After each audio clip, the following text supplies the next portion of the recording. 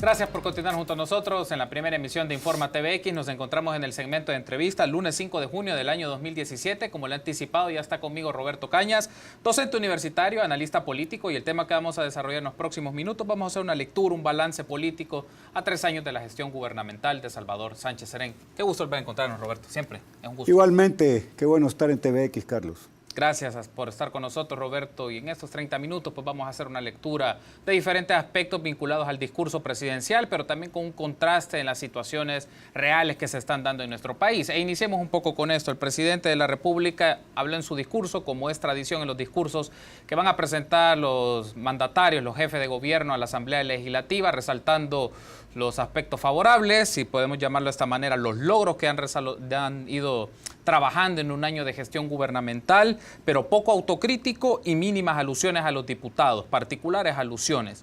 Pero me gustaría tener tu análisis sobre esto, Roberto. ¿Cómo valoras el discurso del presidente? Bueno, en primer lugar hay que decir que no son 3. Estamos en presencia de 8 años de gobierno del partido FMLN. Los 5 con Mauricio Funes y los 3 que se cerraron este 1 de junio con Salvador Sánchez Serén. Son 8 años en los que la idea del cambio que se prometió hace 8 años ha sido desdibujada muy fuertemente. La esperanza también está muy poco clara después de 8 años. El discurso lo dividió en 8 partes, es un discurso de logros, pero no es un discurso que tenga buenas prácticas. Ciertamente las hubo en el gobierno, pero se dieron cosas que no funcionaron, malas prácticas. Hay lecciones aprendidas de esto, muy poca visión autocrítica. El discurso empezó con la seguridad y señaló lo positivo, es que habló que 2017 va a ser el año de lucha en contra de las extorsiones. Sí. Eso me parece bien porque como declaración de intenciones es positivo, puesto que el flagelo que afecta a la mayoría de la población no es solamente el tema de los homicidios, porque metodológicamente hay un error, Carlos, al analizar el tema de la seguridad y considerar que todos están bien en términos de seguridad pública si los homicidios han disminuido. Nadie discute que la disminución de los homicidios es buena.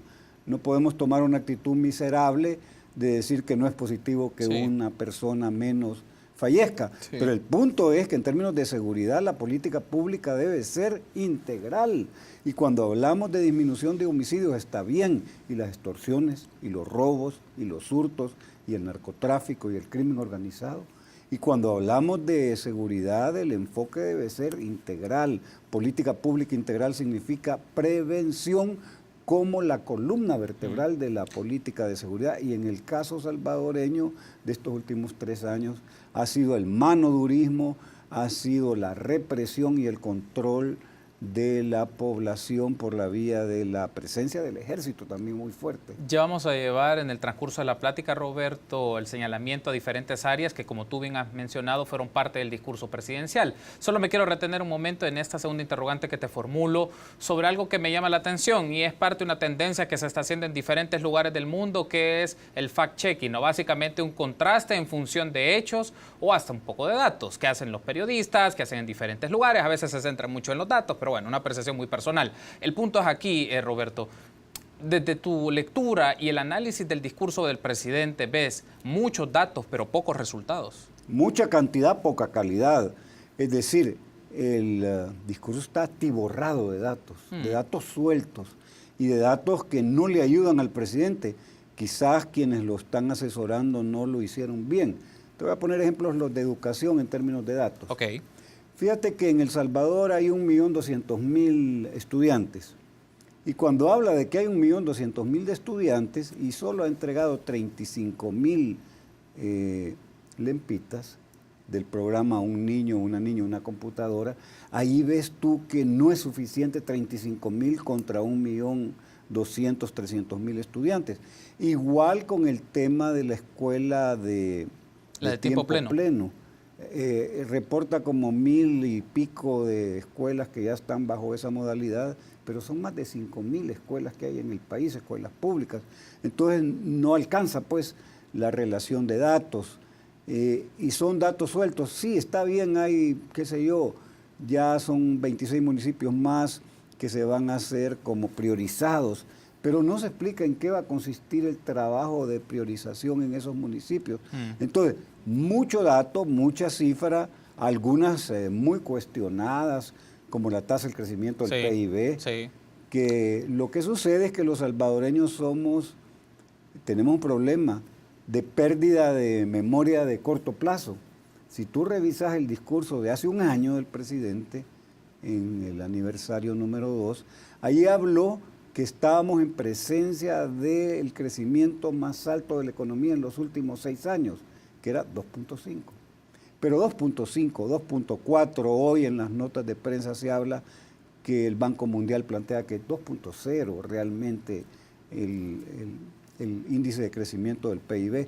Entonces, estamos en una circunstancia de muchas cifras con poca calidad, sueltas, o sea, la cantidad debe ir acompañada de la calidad, es decir, voy a hacer tantas cosas que se van a manifestar en aspectos específicos más concretos, y ahí solo puros datos. Y hay otro aspecto que quiero sumar, Roberto, para tu valoración. En el mismo discurso el presidente mencionó que en materia social, en 3 años de su gestión se ha realizado una inversión social de 7.000 millones de dólares.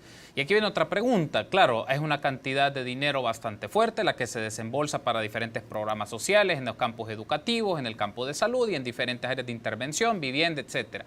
Pero hay un aspecto que probablemente la gente debería tener precisión sobre ello, Roberto, es, más allá de que decir el monto de inversión, 7.000 millones, ciertamente es considerable, el punto es, ¿qué impacto nos genera lo que hacemos? O sea, decimos, el Estado eroga plata diariamente, continuamente en diferentes áreas, pero la pregunta es, ese dinero que invertimos, la gente que ponemos a trabajar para esto, ¿qué resultado brinda? ¿Qué impacto da las intervenciones de política pública en todos los campos? Que uno puede esperar es la expectativa en un discurso presidencial para decir con contundencia, invertimos tanto, pero esperamos tener o tenemos este tipo de resultados e impactos en las localidades donde nosotros intervenimos. ¿Cómo ves eso, Roberto? Pues la cifra suena bien, y para aquel que está como muy poco acostumbrado a que le platiquen los números, le puede impresionar.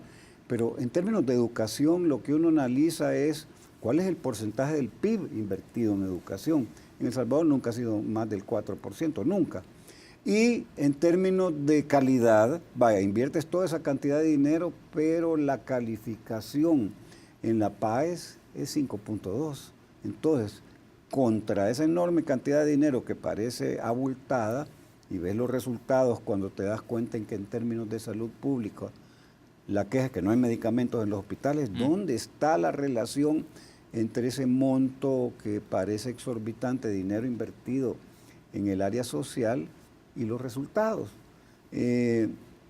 Los programas son asistencialistas en el área social, disfrazan la pobreza. Nadie puede estar en contra que en una escuela entren uniformes, paquetes escolares, zapatos, eso está bien. Es de alguna manera la escuela se convierte en hogar sustituto ante la dificultad de ingresos que tienen muchas personas en las familias salvadoreñas. Entonces sienten un alivio de saber que en la escuela les van a dar zapatos, uniformes, un vaso de leche. Eso es bueno, pero el tema es que la educación es conocimientos, competencias para la vida, que los preparen para aprender a aprender, aprender a vivir en sociedad, aprender a habilidades, destrezas. Entonces ahí es donde no aparece, es ausente en el discurso el señalamiento de esos aspectos cualitativos que le pueden dar sentido a cualquier cantidad invertida. Si a mí me dicen los saberes que tienen los estudiantes de las escuelas públicas del país cualitativamente han mejorado. Claro, aquí no hay una prueba que hay en Europa y en otros países de América Latina que se llama PISA, que califica el tema de la matemática y que es fundamental para comparar. En El Salvador ni siquiera entramos a ese tipo de evaluaciones. Es una evaluación interna, se llama PAES, y salimos mal. Es decir, por eso, insisto, en el discurso hay una enorme cantidad de cifras sueltas que no pueden dar lugar a desarrollos que posibiliten ir más profundo, más allá de simplemente cargarnos en una lluvia copiosa de números. Roberto, pasemos ahora al campo económico en el discurso presidencial. ¿Podríamos decir, a tu criterio, que el único logro que se puede destacar es el aumento al salario mínimo? Fue uno de los aspectos que apareció en el discurso y hacemos una retrospectiva en 3 años. Vamos a conectar con los 5 de Mauricio Funes, pero si nos quedamos con los 3 años de Salvador Sánchez Serén, podríamos decir que en el campo económico es el único resultado del cual se puede hablar con contundencia, el aumento al salario mínimo. Pues fíjate que en política económica hay varias cosas. Por supuesto está el indicador más importante, que es el PIB, pero no es suficiente. El empleo también ha sido muy debatida, la cifra que presentó el gobierno.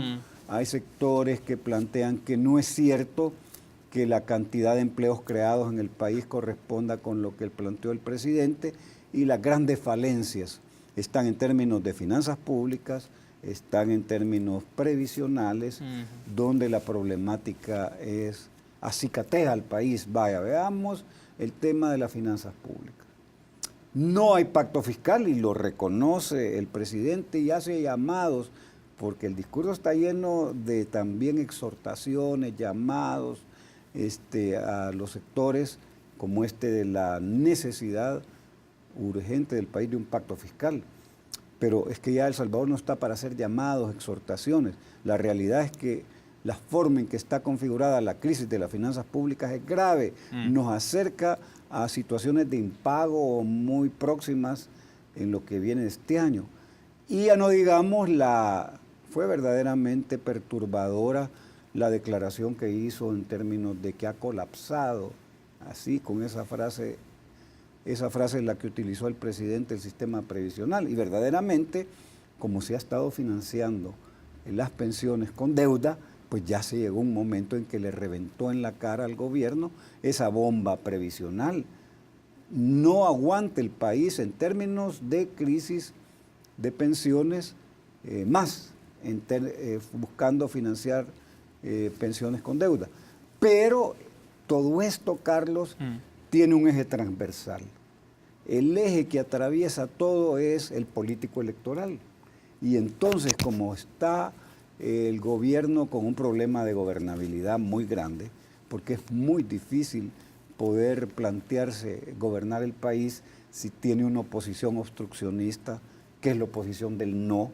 Le dice no a todo. Sí. No a más deuda, no a más préstamos, no a permisos del presidente, no a nada. Entonces, muy complicada se la tiene el presidente en términos económicos, porque no hay posibilidades de resolver el problema de las finanzas públicas en términos del pacto que asegure que del lado del ingreso hayan más impuestos que posibiliten que en el Fondo General de la Nación hayan más recursos, que exista una responsabilidad fiscal, es decir, no se puede gastar más de los ingresos que se tiene. Eso lleva al déficit fiscal, que es histórico en el país, siempre de entre 2 y 3% es el déficit fiscal del PIB. Eso es grave, pues.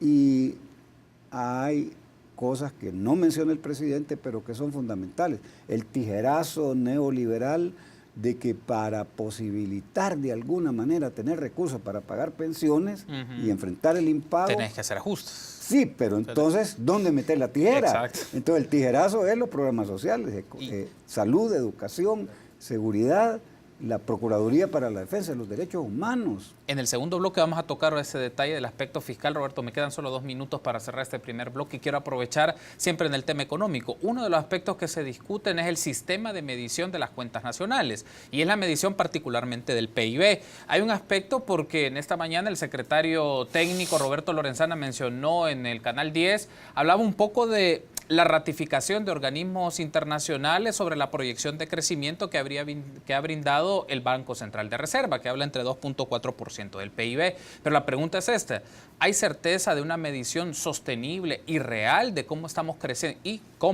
real, no irreal, aunque se puede discutir ese punto, es el tema de la medición que tenemos del crecimiento económico particularmente, y hay una base clara para decir o proyectar que lo que realmente se mide es cómo se ha crecido económicamente. Pues que ese es el problema, porque además no coinciden las cifras. La cifra del gobierno no es igual a la del Banco Mundial, no es igual a la de Funde, y entonces uno queda en una circunstancia bien complicada, porque ¿a quién creerle? Obviamente al gobierno le interesa presentar cifras que demuestren que la economía va dinamizándose. Pero hay un problema, que crezca al 2, al 2.4, al 2.5, al 2.9, no alcanza. Para que en teoría del desarrollo, cuando uno estudia, le enseñan que para el despegue de la economía, que es una de las primeras fases del desarrollo, tiene que crecer sostenidamente la economía al menos al 4 o 5% del PIB durante 10 años, permanentemente, pues, de manera que se pueda considerar que con eso hay condiciones. Además, no hay que perderse en términos de crecimiento. Crecimiento sin una mejora en la distribución de esas riquezas generadas no sirve, porque entonces vamos a que se dan las mismas porciones, solo que agrandadas a los mismos sectores. Entonces no podemos hablar solo de crecimiento, y mucho menos en el concepto del buen vivir, que es el que maneja el presidente. Es impresionante, pero cuando tú ves este concepto aplicado en el Ecuador, te articulan desarrollo de la economía con medio ambiente, porque hay un componente de medio ambiente en la tradición, digamos, quechua, aymara de esa conceptualización que adoptó el presidente, que para la centroamericanización o salvadoreñización de ese concepto un poco, a mi gusto, forzada, pues no hay espiritualidad, porque eso tiene un componente de espiritualidad, esa acepción del buen vivir. Entonces estamos en presencia, para volver al punto y no digregarnos tanto, de cómo se cuantifican las tasas de crecimiento, pues lo que hay que transparentar es verdaderamente los criterios, porque si te dan un dato frío que te presentan, eso puede dar lugar a personas incautas a que lo asuman, pues si lo dice el gobierno y lo leí en el diario, así debe de ser. Pero entre gitanos no nos podemos leer las cartas.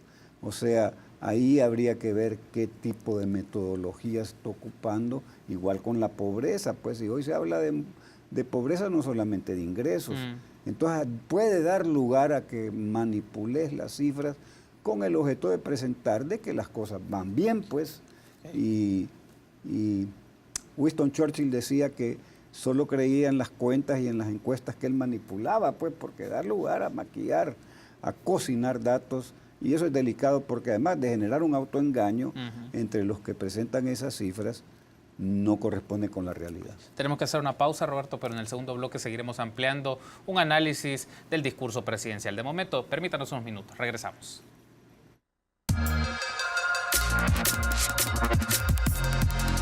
Gracias por su preferencia y continuar junto a nosotros en la primera emisión de Informa TVX, lunes 5 de junio. Me acompaña Roberto Cañas, docente universitario y analista político, y hacemos un balance de 3 años de la gestión gubernamental de Salvador Sánchez Serén. Retomando un poco un aspecto que traíamos del bloque anterior, y podemos cerrar así el aspecto económico, Roberto, es el presidente en su discurso mencionó lo siguiente: en obras públicas la inversión que se ha desarrollado, estamos hablando de 238 millones de dólares en 382 obras. Pero la pregunta es, se ha mencionado que es en función del desarrollo, pero es así. Decíamos en el bloque anterior que el énfasis del desarrollo no solo traspasa, o más bien no solamente toca el crecimiento económico, hablamos de distribución, de las riquezas, hablamos del tema de la pobreza, hablamos de las mejores condiciones de empleo, pero también aquí se pone un agregado de obras públicas en función del desarrollo económico. ¿Cómo valoras tú esa relación que se presenta en el discurso presidencial? Es que otra vez, como no hay desarrollos y solo hay un señalamiento de una cifra como gruesa,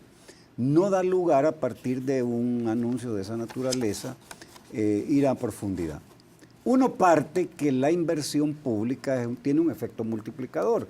Es decir, si el gobierno hace una carretera, por supuesto, al hacer la carretera necesita contratar, los contratistas compran grava, compran arena, contratan personal, la señora que no vendía almuerzos se pone a la orilla de la construcción y vende almuerzos a $2.25. Entonces genera un efecto dinamizador, eso no tiene ninguna discusión, hay un efecto multiplicador. Ahora bien, no se trata de construir y hacer inversión pública así en términos generales. Es decir, tú vas a construir una carretera que al hacerla te dinamiza la comunicación, puedes sacar las mercaderías, genera un efecto que posibilita dinamizar la actividad económica, pues.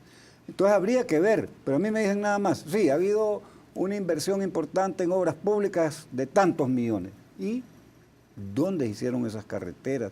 ¿Qué posibilidades al construir las carreteras abrió para el comercio, cómo se dinamizó la actividad de otros sectores que al hacer obras de infraestructura, que no solo es carreteras, sino son puentes, mejorar el aeropuerto y otras actividades que posibilitan la actividad de la producción, pues. Porque si hay una infraestructura básica mejorada, hay más posibilidades de aumentar la producción. Roberto, ahora me gustaría que abordemos otro aspecto. ¿Consideras tú que hay una agenda paralela, me refiero a lo real, a lo que prácticamente el gobierno va a apuntalar en los próximos 2 años? Primero quiero señalar un aspecto. El presidente ha mencionado diferentes tópicos en el transcurso de su discurso vinculado a la salud, a la economía, a la educación, a la política exterior, entre otras cosas. Pero quiero ver tu contraste respecto a otros temas que no se han mencionado, pero que en la práctica son asuntos sustanciales. El primero es una discusión sobre los asocios públicos-privados. Ese es un primer aspecto y trastoca el tema del agua. Ese es un punto relevante. El segundo, algo que mencionó el ministro de Hacienda ya hace algún tiempo, sobre la posibilidad de aumentar el IVA. Ese fue otro segundo punto. Y el tercero, que es el tema de la expresión evidente de la militarización de la seguridad pública, aunque la dirección de la policía esté mencionando, nos esté diciendo de una manera muy somera, de una manera quizás hasta muy panorámica, de que no hay intervención de los militares, más bien solo de apoyo a la Policía Nacional Civil. En ese caso me gustaría tener tu lectura. ¿Hay una agenda paralela, a una agenda real de la acción de gobierno? Bueno, vamos a ver, mira, hay varias cosas que hay que tomar en cuenta. Vamos una por una. Y una cuestión general y para después ir a lo particular. Okay. En términos generales está agotada la posibilidad de hacer grandes transformaciones en 2 años. Es decir, para todos los efectos el gobierno ha terminado. Ha terminado en su capacidad de hacer transformaciones de calado profundo. Si quieres me enumeras una por una para decírtela, pero te voy a mencionar la que tengo más enfrente, lo del agua. En el discurso hace un llamado al presidente que se apruebe finalmente la Ley General de Agua, que tiene 10 años de estar ahí en las gavetas de la Asamblea. ¿Y por qué no se aprueba? Porque no hay voluntad política. Es decir, en el fondo eso es lo que sucede. Y porque este gobierno no ha logrado desarrollar ni la correlación social ni política que posibilite que estando ese anteproyecto de ley ahí, se genere la fuerza que cree correlación para aprobarla, pues. Tú ves que la aprobación de la ley en contra de la minería a cielo abierto se propició porque nunca habías visto un rector de la UCA, un obispo de San Salvador, ni Monseñor Romero nunca fue a una actividad de calle como la que se dio allí para hacer una labor que convirtiera un esfuerzo en la calle en una aprobación de una ley. Eso no se había visto. Todo eso para decir lo del agua. Me decías también... El tema del IVA. El tema del IVA. El IVA es parte del pacto fiscal. Es decir, porque lo ves del lado del ingreso, cuando ves la fiscalidad del lado del ingreso, los tributos es el elemento central del ingreso de un gobierno. Entonces, y el ingreso de un gobierno vía impuestos se puede hacer de 2 maneras, regresiva o progresiva. Si lo haces aumentando el IVA, es regresivo, lo pagamos todos y cuando alguien compra una camisa, no le dicen, mire señor, ¿y usted trabaja? ¿O cuánto es su nivel de ingreso? Porque dependiendo de su nivel de ingreso, o si trabaja, va a pagar IVA. No, paga igual, sea millonario, tenga trabajo o no tenga, sea estudiante o esté en la casa. Pagas el impuesto al consumo igual. No es buen camino, si quieres obtener ingresos de gobierno, aumentar el IVA. Ahí estás castigando a todos y castigas también a los que tienen menos. Hay que castigar, si esa palabra podría ser la más adecuada, o gravar pues en el principio de la equidad fiscal. Aquellos que tengan más riqueza y más ingresos deben de pagar más impuestos. Así es aquí en Suecia, en Noruega, en Inglaterra, en todas partes donde hay equidad fiscal. Entonces, aumentar el IVA no es viable. Yo considero que si se va por ese camino el gobierno, además no sé si tenga la correlación en medio de una coyuntura electoral, nadie, repito, nadie va a estar en la disposición de aprobar en la Asamblea aumentos del IVA, porque eso tiene costos electorales. Es decir, aquel que se ha identificado como el protagonista de un aumento del IVA pierde una elección, eso es definitivo, porque en eso, aunque hay pérdida de memoria de corto plazo, pero eso toca la bolsa. Y la gente dice, ah, no, este partido fue el que propició aumento del IVA, es voto de castigo. Para mí eso es indiscutible. Entonces, Vamos con lo del agua, yo lo veo que no hay voluntad política y eso es grave porque es un problema central de país, la energía, el agua, las comunicaciones, y que esté 10 años ahí, ya uno puede imaginarse los intereses que hay en medio de eso o atrás que imposibilitan la aprobación. Ya vamos con el IVA, vamos con el agua. ¿El otro me decías? Era el tema de militarización de la seguridad pública. Pues eso es definitivamente grave porque es acompañado de una lógica que es perversa. En El Salvador lo extraordinario se vuelve ordinario, lo temporal se vuelve permanente. El gobierno planteó las medidas de seguridad pública van a ser extraordinarias. ¿Cuánto llevamos ya con ese carácter extraordinario? Más de 2 años. Más de 2 años. Entonces, ¿qué es eso? Entonces, algo que se vuelve permanentemente extraordinario se hace ordinario, pues ya no tiene ese carácter. Entonces, en El Salvador, lo temporal, la Constitución dice, sí como no, señor presidente, usted puede, en una circunstancia de graves problemas de la seguridad y la paz social, incorporar al ejército a tareas de seguridad pública, pero por un periodo corto y con un informe a la Asamblea. Eso aquí se lo pasan por el arco del triunfo, no existe ni informe a la Asamblea, ni es temporal. Entonces, ¿de qué estamos hablando? No corresponde ni a la letra ni al espíritu del acuerdo de paz el hecho de que el ejército no debe participar en funciones de seguridad pública y además desnaturaliza la función de la Fuerza Armada. Los militares no han estudiado en la escuela militar para perseguir delincuentes. No está en la lógica de las misiones de la Constitución. Entonces, desde cualquier punto de vista que se vea, no es bueno. Y además, como los soldados no manejan los protocolos de seguridad pública, cuando se acercan a un joven y le piden sus documentos o lo interrogan, ellos no andan preguntando, mire señor, deme el DUI, sino que tiran al suelo al joven y si se está tardando mucho o le está preguntando o tratando de dar explicaciones, la respuesta es de un nivel de violencia con el fusil o con las botas. Entonces es verdaderamente lamentable que el manodurismo, la remilitarización de la Fuerza Armada, el surgimiento inocultable de grupos de exterminio, de ejecuciones extrajudiciales sumarias, eso está muy documentado. Nadie puede, por más que se quiera disimular, evitar decirlo, pues. Roberto, perdón que te interrumpa, estamos por cerrar la entrevista, pero quiero aprovechar estos minutos que me quedan de una alusión que tú hiciste y me pareció muy interesante.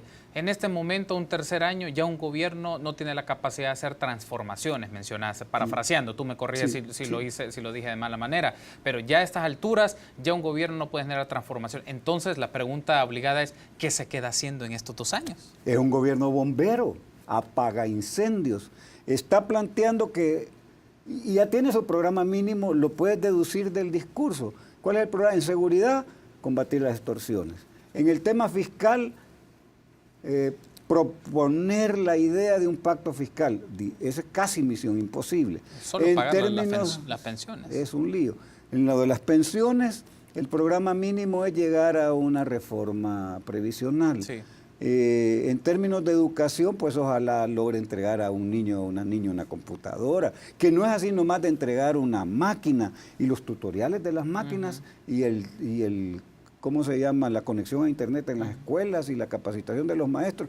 O sea, yo creo que en el discurso del presidente del tercer año está su programa para los próximos 2 años. Es decir, repito y lo dijiste bien, para todos los efectos de transformaciones de grande y profundo calado, el gobierno ha terminado y se ha convertido en un gobierno que administra crisis, un gobierno apaga incendios, un gobierno bombero. Esa es la realidad. Roberto, ha sido un gusto. Igualmente, Carlos. Gracias por habernos acompañado. Estuvo con nosotros Roberto Cañas, docente universitario y analista político. Hicimos una lectura del discurso presidencial a 3 años de su gestión. Permítanos una pausa. Volvemos en minutos.